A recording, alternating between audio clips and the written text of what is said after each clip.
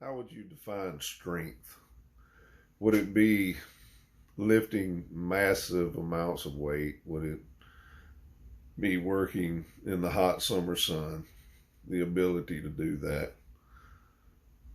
I'm thankful that my father and grandfather and all taught me to do that, to be able to provide for my family and all. But the older I get, the more I realize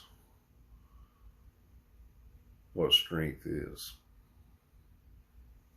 See, the Apostle Paul speaks specifically about just what strength looks like, what true strength looks like. See, he tells people a certain story because they've been saying that he was a false apostle because of the things that he had been going through. They accuse him of writing weighty letters and all of these things, but when they see him, he seems weak in the flesh. But he had been beaten, he had been imprisoned, and the outlook that they had, well, if God's favor was upon him, he wouldn't be going through these things. So he tells them about a thorn that he has in his flesh. He tells them that he's pleading with God to take away these things. And without getting too much in depth with it, he says, I've asked the Lord to take this away from me 3 times already, but I heard God tell me that, hey, my grace is sufficient for you, that my power is made perfect in weakness. Wow.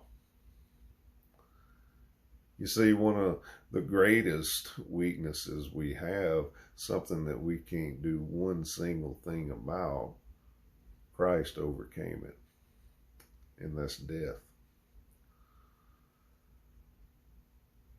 See, we grow older and older and things decay, things go away. The strength that we've had as a young man and a young woman, being able to lift all of that weight, work in the hot summer sun, those things go away eventually. And we face something that Christ overcome. And the same goes for the things that we go through in life, these hardships, insults that he speaks of, persecutions, calamities. See, when we face those things, most of the time those are things that we can't do anything about. And it's at those times when Christ says to us as well, hey, my grace is sufficient enough for you, for my power is made perfect in weakness. When we truly realize that, when we truly realize what he's talking about, we say, okay, I will boast all the more gladly about the weaknesses that I have, so that your power may rest upon me.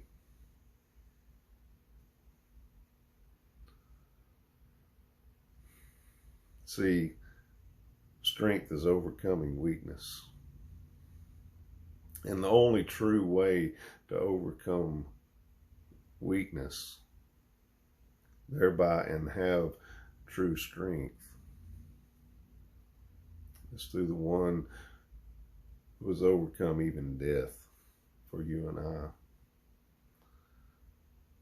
He tells us to come to me, all who labor and are heavy laden, those who are burdened. He says, take my yoke upon you, learn from me. He says, I'll give you rest for your souls. There's something about coming to him in our weakness and seeking his strength. If you've never tried it,